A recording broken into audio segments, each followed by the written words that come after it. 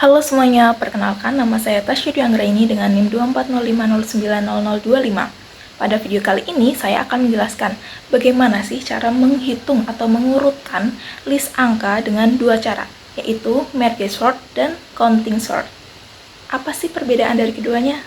Yuk kita buktikan dan bagaimana sih perbedaan dari keduanya. Nah, langsung saja nih teman-teman. Kita langsung ke perbedaan merge sort dan counting sort. Yang pertama yaitu merge sort. Nah, pertama kita harus menjelaskan nih atau mendefinisikan dari fungsi merge sort. Untuk merge sort ini nanti parameter yang bisa dimasukkan yaitu list angka. Kemudian, jika jumlah pada list angka ini lebih dari 1, maka proses pembandingan atau proses pengurutan akan dilakukan. Sebaliknya, jika pada list angka ini hanya 1, yaitu satu angka, maka tidak bisa mengurutkan menggunakan merge sort karena hanya satu angka. Kemudian kita bisa membandingkan antara angka kiri dan angka kanan. Jadi dari list angka ini kita bagi nih antara angka sebelah kiri dan angka sebelah kanan. Misalkan ada 12 angka, maka 6 angka kiri dan 6 angka ada di sebelah kanan. Kemudian kita memberikan inisial. Untuk angka kiri itu adalah I, dan untuk angka kanan yaitu J, dan untuk list angka utamanya itu K. Kemudian kita membandingkan. Membandingkannya adalah jika angka kiri itu lebih kecil dari angka yang sebelah kanan, maka angka kiri ini akan dimasukkan pada list utama, yaitu K. Dan sebaliknya, misal angka kanannya itu lebih kecil dari angka yang sebelah kiri, maka angka kanan ini akan dimasukkan ke list utama angka, yaitu K. Misalkan ada angka 1 dan 3 di sebelah kiri, dan angka 2 dan 4 itu di sebelah kanan. Kita bandingkan dulu nih, angka 1 dan angka 3. Angka 1 dan angka 3 itu lebih kecil angka 1. Jadi, angka 1 ini yang di sebelah kiri akan dimasukkan ke list utama, yaitu K. Kemudian kita lanjut nih. Angka 2 dan angka 4 itu lebih kecil angka 2. Maka angka 2 yang ada di sebelah kanan ini akan dimasukkan ke dalam list angka utama, yaitu K. Nah, ini misalkan ada bagian dari parameter list angka itu masih ada yang tersisa, maka akan diurutkan atau akan dibandingkan secara terus-menerus sampai habis. Dan ini adalah contoh untuk list angkanya. Dalam contoh ini ada angka 23, 11, 20, 1, 10, 20, 6, 27, 19, 4, 19, dan 5. Nah, kita bagi dua nih antara bagian kanan dan bagian kiri. 1, 2, 3, 4, 5, 6, 7, 8, 9, 10, 11, 12. Ada 12 angka, maka kita ambil 66. 1, 2, 3, 4, 5, 6. Nah, ini adalah angka bagian kiri dan ini adalah angka bagian kanan. Kita contoh nih perbandingannya. Angka 1, ini kan angka yang paling kecil di sebelah kiri, dan angka 4 itu adalah angka yang paling kecil di sebelah kanan. Jadi kita bandingkan antara angka 1 dan angka 4. Kecil yang angka kiri, yaitu 1. Maka angka 1 ini kita masukkan ke dalam list utama, K. Kemudian kita bandingkan lagi nih, antara angka 10 dan angka 4. Angka 10 dan angka 4 itu lebih kecil angka 4 atau angka yang sebelah kanan, maka angka 4 ini dimasukkan ke dalam list angka utama, yaitu K.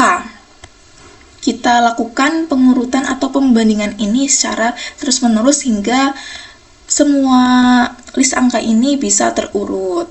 Kemudian ini adalah perintah untuk menampilkan list angka yang sudah terurut. Mari kita coba.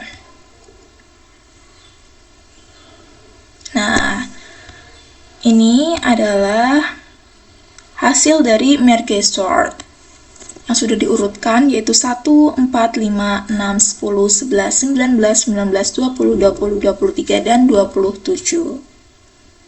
Jadi merge sort itu adalah membandingkan antara angka yang sebelah kiri dan angka yang sebelah kanan.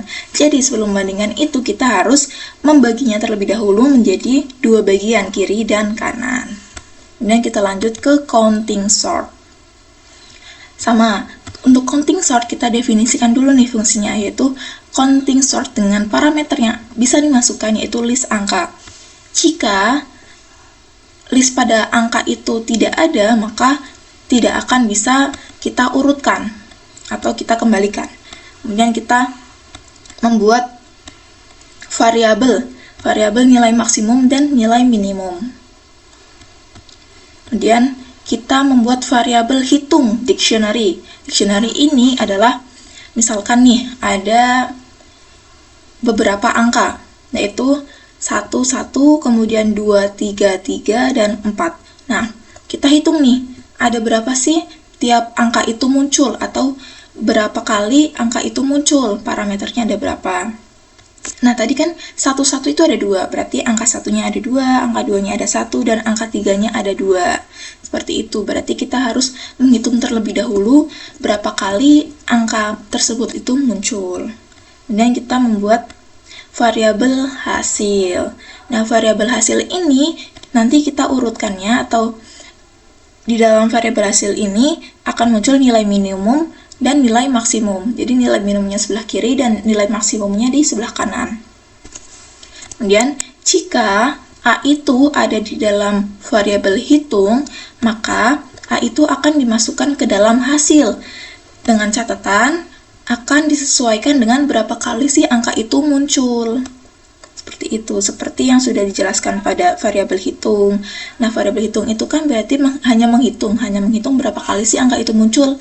Nah, pada variabel hasil ini akan ditampilkan bahwa angka yang ada di variabel hitung itu ada berapa, dan nanti akan dimasukkan ke variabel hasil. Kemudian ini adalah dari variabel hasil akan dimasukkan ke dalam angka, agar di dalam list angka itu bisa menjadi data yang terurut. Misalkan nih, pada list angka ada angka 2, 9, 5, 1, 7, 1, 1, 6, 4, dan 2.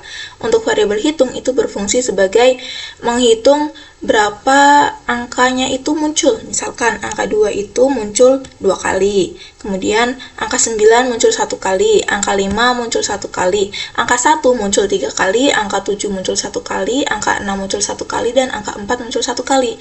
Itu adalah fungsi untuk variabel hitung, yaitu menghitung berapa kali angka itu muncul. Kemudian fungsi dari variabel hasil adalah mengurutkan atau memberikan hasil dari variabel hitung. Kan tadi sudah dihitung berapa kali angkanya muncul, kemudian pada variabel hasil ini itu adalah diurutkan. Jadi dari angka 1 ada 3 berarti 1, 1, 1, angka 2-nya ada 2 berarti 2, 2, kemudian ada angka 4, 5, 6, 7, dan 9. Kemudian ini adalah perintah untuk menampilkan dari list angka. Langsung saja kita run. Nah, ini adalah counting sort yang sudah urut. 1, 1, 1, 2, 2, 4, 5, 6, 7, dan 9. Jadi counting sort itu kita menghitung dulu nih pada variabel hitung ada berapa kali sih angka tersebut muncul. Kemudian setelah dihitung berapa kali angkanya muncul, kita ke variabel hasil, yaitu mengurutkan dari angka yang ada pada variabel hitung. Setelah dihitung berapa kali muncul, baru kita diurutkan. Seperti itu untuk counting sort. Nah, itu dia perbedaan antara merge sort dan counting sort. Kira-kira kalian lebih tertarik yang mana nih? Bisa komen di bawah. Dan sekian video dari saya, sampai jumpa di video selanjutnya.